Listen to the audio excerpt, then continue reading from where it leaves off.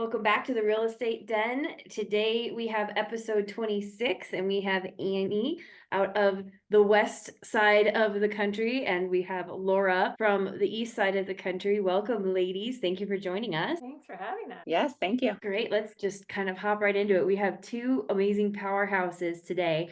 Annie is out of Northern California. She's San Francisco, Silicon Valley area. Correct me if I'm not, my geography with California is not great. And that you have been doing this for 20 years. Did you have a career before real estate, or was this sort of all you've ever done? Yeah, and this is basically what I've done. My ex-husband was a pro athlete and we moved, I think it was like 32 times in 11 years. So we moved a lot, and that was back in the day where you couldn't have remote jobs. So I was always, I kept trying to start to get my master's, and we get traded, and so we didn't have online distance learning back then, so it never happened. And then I got into real estate once he retired and we were in one place. Great. What made you choose that area? Well, I'm actually from this area, so I grew up about in the mid peninsula, so like 30 minutes south of San Francisco. I hadn't lived there since high school, though. He'd actually played for the San Jose Sharks, which is here, so we had lived here and then, kept moving around. And I actually started my real estate when we were living in Arizona. And then we moved here like 2 years later. And honestly, our marriage was kind of falling apart. He had a lot of brain trauma from playing hockey, too many head injuries, super sad. And basically wiped out our bank accounts, and my back was against the wall. And I loved real estate from an investment standpoint. We had always bought houses and I always wanted investment properties. But really, I just had to get my butt in gear and make some money, and it was flexible, and I didn't have family around to help. I had two daughters, and it was me, myself, and I. So I started working, doing whatever I needed to do to make money in real estate. And about 5 years of doing that, I can't say I loved it.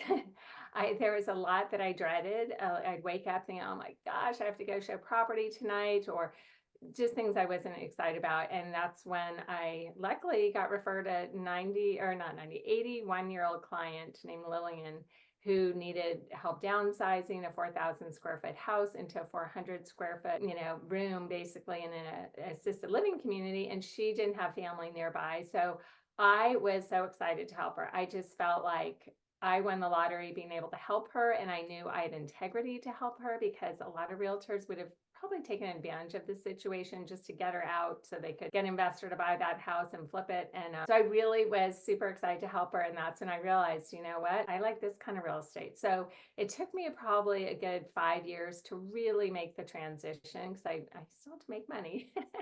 And but I haven't looked back. And I always say to myself, my emotions are my GPS. And so when I get excited to work with clients, that's what I wanted to do. So I started specializing in downsizing seniors and selling inherited properties.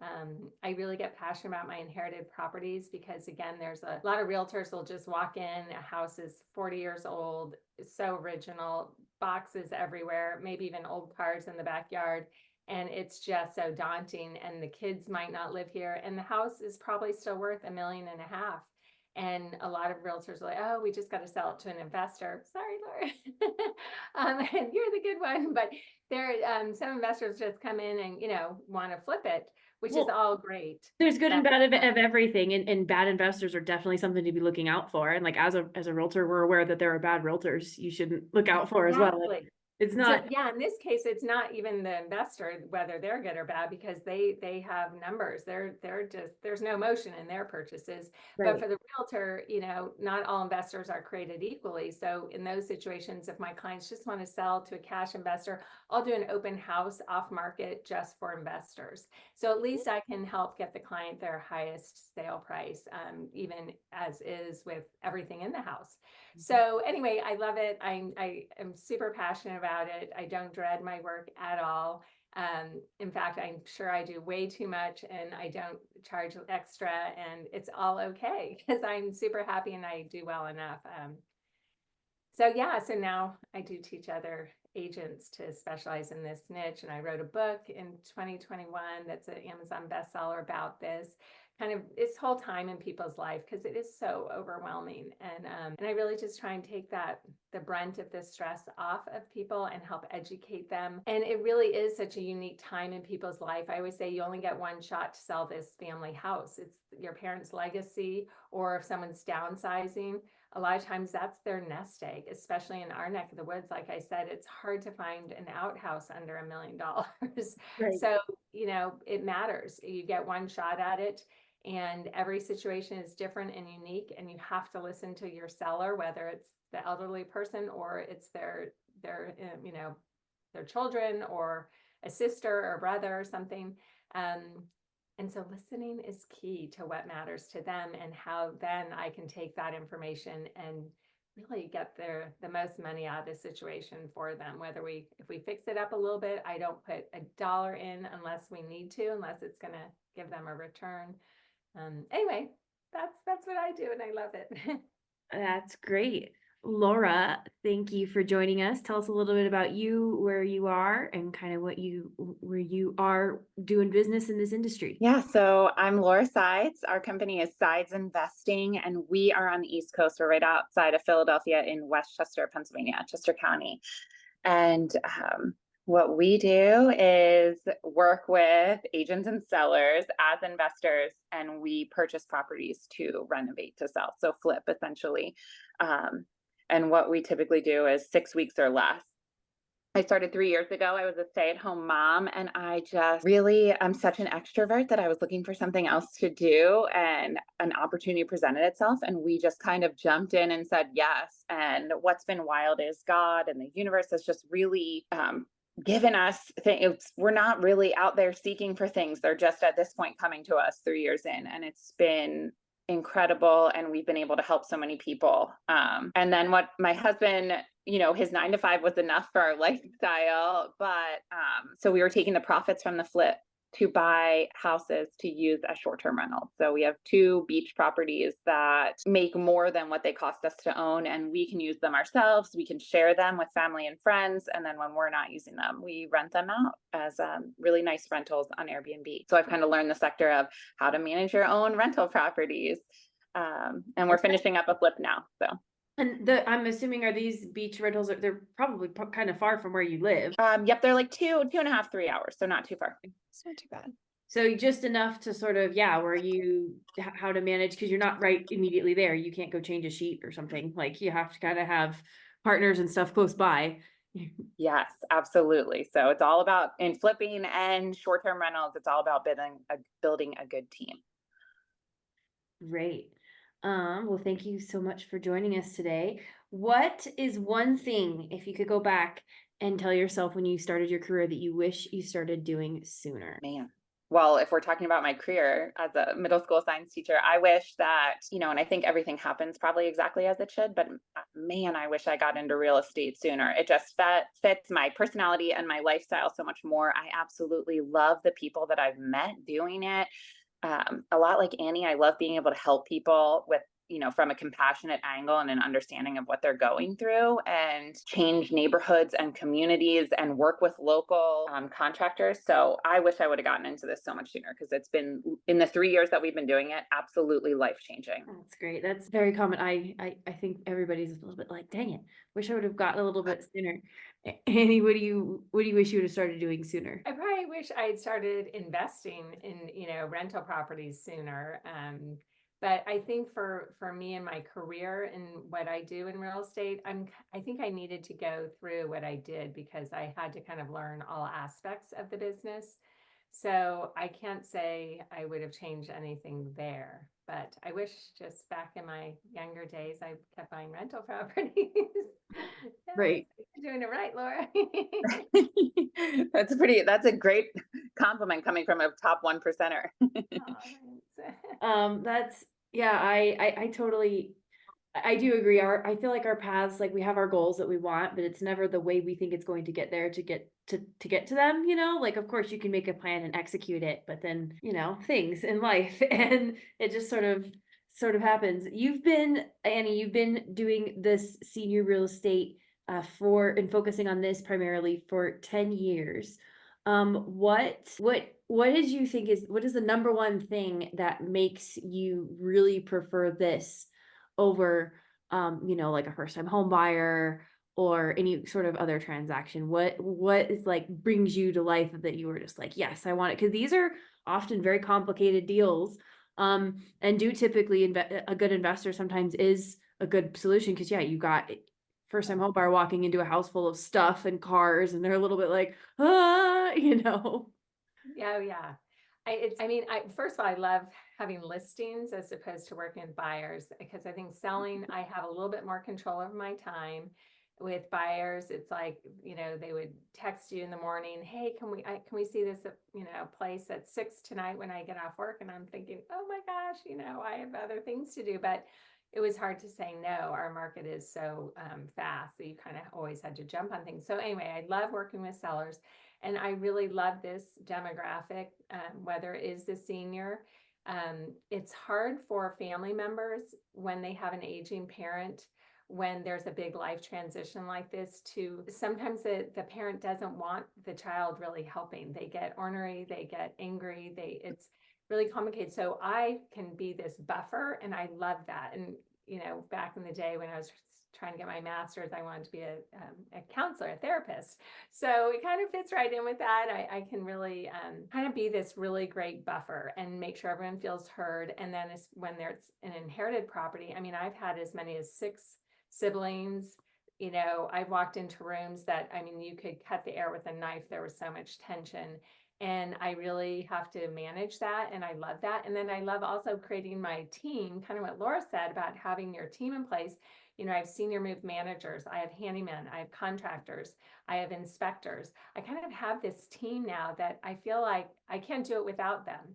I trust them. I built those relationships. So I don't feel alone in real estate. I think when you're a buyer's agent, you can kind of feel alone unless you're part of a team. So yeah, that's definitely why I think I love this niche. Well, and you're so niche too, to just like sellers specifically, like no buyers, like this is, and I think that's really important to sort of identify. And I think we get sort of lost in the minute, like if you're in real estate and you're kind of struggling to get consistent business, usually getting more in depth doesn't feel like it's the right decision, but it is, just get more involved. Oh, I totally agree. I always kind of say it's kind of like an attorney. I think in general, realtors don't have the best reputation. A lot of people say we're just like used car salesmen.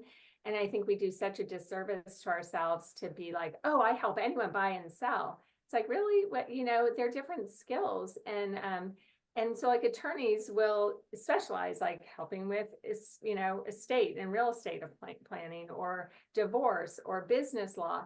And that's kind of how I feel, like you said, a buyer's agent and a seller's agent are very different skills. I have an agent that I pass buyers to if I do get them.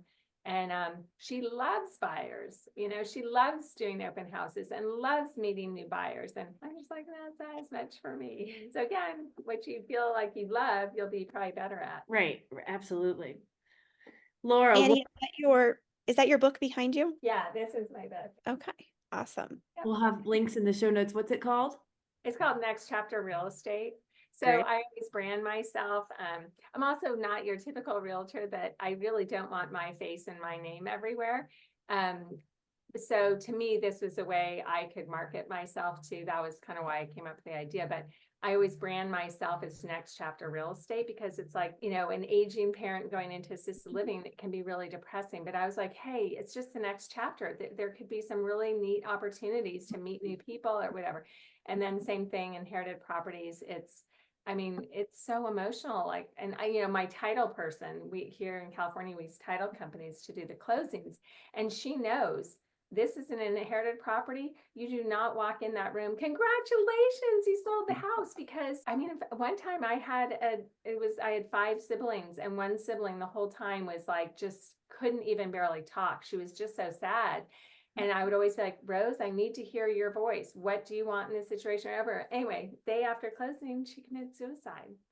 So you have to be so sensitive to what people are going through. And with, multiple siblings, sometimes one sibling just sees dollar signs and just like good riddance, where the other one is a mess. So anyway, so next chapter is like, hey, so Next Chapter Real Estate, I kind of hesitated with this name because I thought it just sounds like it's just about real estate when it's so much more. I talk to people about, so much else, but that's my book. Love that. And totally good reminder, especially too, because I feel like in real estate, especially, we love to post the pictures of us with congratulations, real estate happy. And not every real estate transaction is happy. Not every seller, like not everybody really wants to be there. And it's just so important to find someone who specializes. So great. Laura, what is the craziest thing you've seen in a house purchase so far? Ooh, what's the craziest thing I've seen in a house purchase? Or just like you walked out and you're just like, holy shit, like that just happened. Like, You know what's sad is seeing, and people have different life circumstances and mental health circumstances, but or just family circumstances where they don't have the care and support for the elderly that was needed. And sometimes it's just really sad to see how some people live or have been living, the conditions that they're living in is heartbreaking sometimes. And you just kind of have to separate it and make it a business. And then going back to what Annie said, usually going into a closing table, I'll prep our whole team, because a lot of times there's people coming in saying hi or whatever. And I'm like, we are not talking about what I'm going to do to the house or what I have done in flips. Like, this is all business, because it can sometimes be a very sensitive situation. And we can talk about that once the family leaves. right, totally. I What, think we probably have so much similar experiences, Laura, because I walked in some houses and like the kitchen is just 2 walls of mold. And you're just like, oh my gosh, like it's so sad. And it's being able to, especially if the family members are there or even the elderly person, not having that shocked face, like, oh gosh, oh, it's so great. You've lived here so long and you've had so many memories, What a beautiful home. Yeah.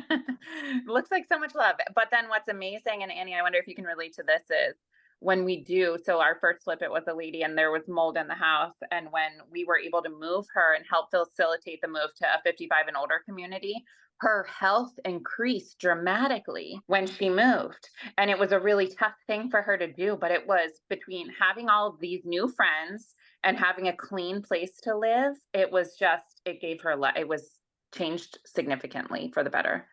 I love that. Yes. Love that. that's so often too with this community. I think they get really, because like the adults that are aging right now that are looking into possibly transitioning are like from the generation of like, this is my house. I bought one house and this is where I've been at. Whereas when I feel like as our generation starts to age, I don't know if we'll be as fighting on moving, because I mean, I moved a lot in my younger 20s. I've bought 3 houses so far. You know what I mean? Like moving is easier. But it's so often I do see them sort of getting in their own way because they're so like, I don't want to lose my house, because they're just not really seeing that a shift could be great. If you go from your house that's full of stuff from 50 years, that's not organized, that's dusty, and you don't have anyone checking on you, and it's hard to get to your mailbox, and it like, oh my God, like, yes, you had your kids in this house, but like you don't anymore. So it's so important to have a specialist and a team and people who do truly care, right? And don't see those dollar signs, because there are, there's, I mean, every day there's someone who's scamming someone else, right? So it's good to have good people in this industry, because yeah, it's the most emotional of the deals that I've done. I haven't specialized it. I'm in management now. So but it's the few deals I've done with that community has just been like gut wrenching, and I remember them forever. Like it's also like the most impactful too. So that's great you guys are doing it, and like I said, on 2 different sides of the nation, which is cool. Tell us what you do to help identify your niche. Like what, it's one thing to be like, hey, find what you like, and I think you had said it earlier, Annie, where your emotions are your compass. So like how do you tell us how you find your how you get closer every day, because I feel like we wish we would wake up and we just like had a note that was like, here's your niche, congratulations, like go forth and do well, but it's not that easy to sort of find it. How do you narrow it down? Yeah, for me, I mean, I was doing a lot of networking. Well, when, I met that first senior, I was like, wow, this is interesting. So I started to meet other people and network with attorneys and senior move managers and just sort of talk to them about it and their experience. And I just kept loving it more and more. So I just literally was meeting anyone and everyone. And I did that for a few years. And, I don't do as much now. I just kind of get my leads. I honestly can't say I really do anything for marketing anymore. It's just, I'm super blessed that I get referrals. It is a little challenging because a lot of my clients, if they're seniors downsizing, a lot of times they're leaving the area and going somewhere less expensive. So they're not a referral source here, and a lot of the adult children in the area. So that's another one. So it's kind of a little bit more challenging, but again, I have enough, people and have networked in the past. So it's just sort of the engine is already going. Well, and I was talking about that with my husband today. Like the people who do real estate career right are not cold calling 10 years in. Like if you're still like it's a vehicle, you have your database. As long as you have a system with your database and you work that, you can get your database to a point where these are the only people you talk to. And if you're not a 98% extrovert, you don't want to talk to anybody else. Like I think that's the dream right here. But until then, you have to have your pillars and yada yada yada. But yeah, I mean, it's just a great example that for agents maybe that are on the beginning of their career, like it is possible. And Annie's sitting here like, yep, I've built the machine, and you're there for what you need, and that's amazing. Because yeah, you've got, I think there's like this balance of you have to do the hard thing, right, to get the business, but also be smart about making the hard thing kind of work on its own a little bit too, And it sounds like, I swear, it's really, you're like, when you like what you're doing, to me, even when I was networking a lot more, I was fascinated learning about all of these little niches of people helping the seniors demographic or estate sales or something. And it was always so fun to meet the people. And so I looked forward to it. Before that, any sort of networking or door knocking, or you said cold calling, I think I did that one day. I couldn't do it, but when you like what you're doing, it really doesn't feel like work. So now between the real estate I do and helping other realtors, I don't really feel like I work that often. It's like I get up and get to do what I do. Right. You're just existing, and Yeah, I love it. Yeah. that's the dream, man. Thank you. Yeah. Love it. Laura, how do you sort of find your niche and find your path? And because you obviously had to do some heart following to go from teaching to investing. I totally agree with Annie that I don't do that much, right? So there's never really been cold calling or door knocking on my part. It was just connecting with good people and going for it, like saying yes and continuing to say yes. And I don't feel like I do that much work. I love every aspect of what I'm able to do. Sometimes it gets a little crazy, but I think that, it's just all of that craziness is just a blessing because it's coming together. So I'm obviously not as far down the real estate path as Annie, and I think what she has accomplished is incredible. I cannot wait to read her book. Yeah.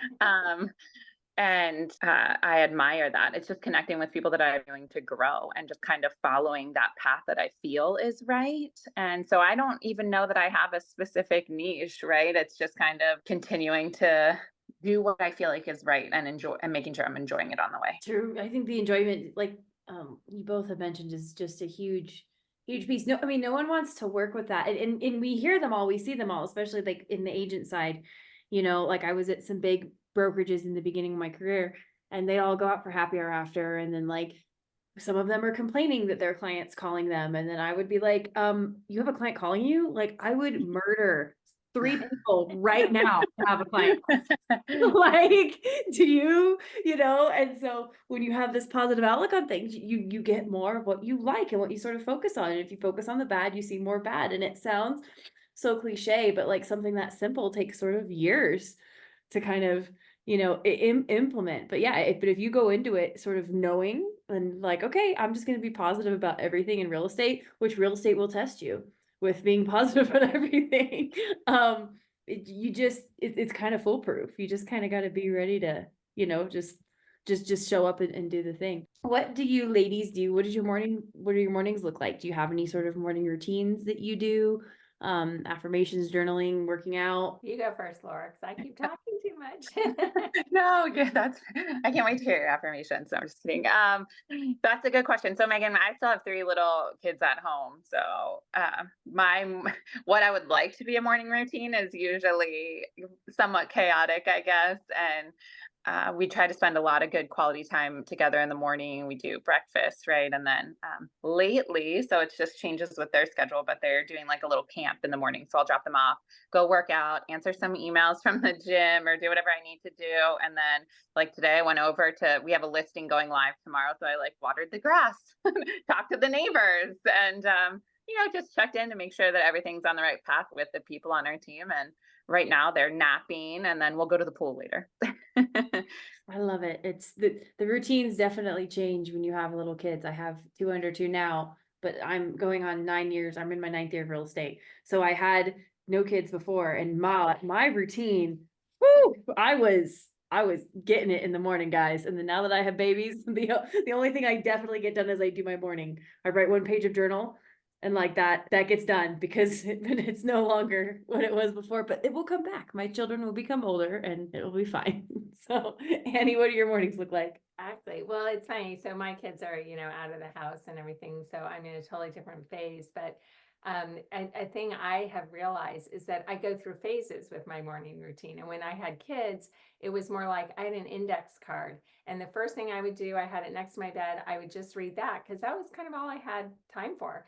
And I would try and listen to audiobooks because that was before podcasts and books on tape, but slip in my DVD player. And so I try and listen to positive things. If I drop my kids off, I would start listening. So I was always very focused, and I always kept the same affirmation card in my wallet and at my desk with my computer. So I would try and read it throughout the day. And then, once I got older, I've gone through phases of I would get up and, read, write, meditate. And then I go through phases that it didn't feel fun anymore. So right now I'm in a phase that I drink celery juice every morning. So I make my celery juice. I do not look at my phone at all until I get my morning going, but I'll get my celery juice and I go walk around my backyard barefoot and I talk to the trees and the birds, and I just sort of just really try and be present and kind of ground myself. And then I'll usually try and do some gratitude journaling. And that's kind of the phase I'm in right now, and I'm good with it. But I do listen to a lot of positive, YouTubes and podcasts and everything throughout my day. It's sad I don't listen to music as much in the car because I'm always listening to positive things. I don't know, but I do think it's important. And Megan, you kind of mentioned the office. I used to work at big offices, and I always felt like the brokers were always encouraging you. Oh, Annie, you got to be here. And oh, we're doing the barbecue this week. And hey, everyone's going for lunch this day. And I was always like, I have to make money. This isn't social hour. I love my coworkers, Great. but I would hear so much negative noise, like you said, or someone complaining about their client. I was like you, hey, I'm really grateful I have clients. I have to be focused while I'm here and get out.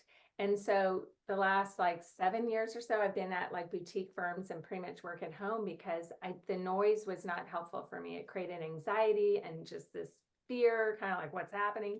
And now I'm like, you know what? People are always buying and selling, whether interest rates are high or low, whether someone's in the president's office or someone isn't. It's you got to just stay focused on what you do and enjoy it. And so my morning routine sometimes is my daily routine of just staying positive. And it's not easy sometimes. I stress and I'll worry. I have to deal with a foundation problem right now, and I feel sad for my client, but you got to turn it around. That's my long answer. I love that. And just the grounding in the morning, I think is great. And just as long as there is something, right? I think that the whole point is just identifying that you have a routine, because people Yes, have a routine. You just haven't written it down. And once you identify what you're currently doing, you can change it to be what you want to be doing, which those actions will then create the person you want to become. It's not, and it's not like this beat up session, you know what I mean? Oh, and that's a lot of those times at those happy hours at just with bigger groups of people. It's not even firm specific. You just get 100 freaking realtors jackasses. I'm sorry, guys. And in a room, 80 of them are gonna be jackassy. I don't know. It's just the way it works. And that is why we have such a big difference between agents that really do produce and agents that sort of don't. And I think that that's a lot of it, because like, especially like I would be sitting at my big box brokerage and we would hear the statistics. Only 2%, only 20% of the realtors do the deals. 80% doesn't. Well, that means if I'm sitting in a room with you people, only two of us are worth a shit. Like, like honestly. I So, think they're like meant to breed fear in us or something and make you feel like you need them because it's so hard that you have to stay with the brokerage and right. you stay with them, the other companies aren't very helpful or blah. And there was always that noise. And so many brokers past and my current one, when I was saying I was going to specialize in this, they were so, they just kept saying, Annie, you can't do that. Like you have to still work with buyers or you have to work with other sellers or, and I'm like, it's not like I won't work with certain other sellers, but really, if I stay focused on what I like, I'll keep attracting that. And so, yeah, you really have to stay in your own lane in that sense. And for Laura, like you're really good. It's like you're in a different season with your young kids, and it's like you're doing great. And it's like make it work for you, whether you're doing how many rituals a day or calling, or it's like no, do what works for you, and you're killing it. Thank you. I think it's neat how, similar vibes usually attract each other. So, and I feel that here, right? And I think it's incredible how it works that I didn't know you guys at all Yeah. before this conversation. And I completely agree with everything you're saying. And it's amazing, right? And I think the positive outlook is just so important. And I love it. If I'm in the car, I'm not usually listening to the radio. There's usually a YouTube affirmations on or something really positive or something I can learn from. And it's neat to connect with other people who feel the same way and are the same. So it's cool. When you both mentioned you're immersing yourself in it. I think a lot of times too, like we'll do like a book club or a mastermind or something. And well, I did that. It didn't work. Like I did an open house and I didn't get anything. It's like, did you do them consistently for 90 days? Did you do them for consistently for a while? I listened to a positive thing this morning and I'm just not positive yet. Just like, no, you have to be listening all the time. Like, obviously, Laura and Annie are extremely positive women, and they just said they're listening to things all the time, and they both admitted to getting stressed out.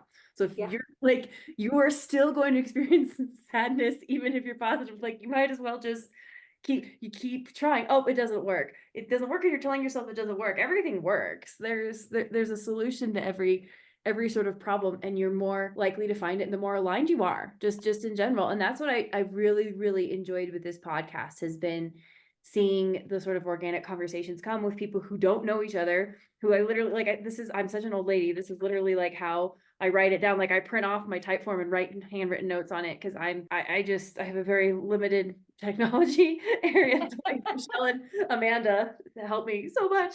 But like, it's literally, I send out a text. Here are the dates and times, and everything falls the way it's supposed to be. When episodes cancel or like guests will switch, it's always crazy how the guests that end up doing the switching like need to connect. And yeah, I totally get it.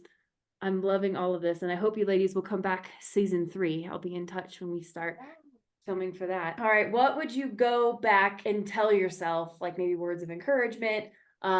If you could go back and talk to yourself, maybe not necessarily change anything, but what would you sort of tell yourself at the beginning, if you knew then what you know now? I love this question. I think for me, and I'm so excited to hear what Annie has to say, but I think for me is, and this goes to anyone, right? Like you absolutely can do it. You don't need to know the end. You don't need to have all the answers. You just need the next step. And if you make that step and believe in yourself and just go for it, you'll attract the people that you need to attract to take the next one and the next one. And you don't need to know the big picture, just the next step. And you should just try it. Absolutely.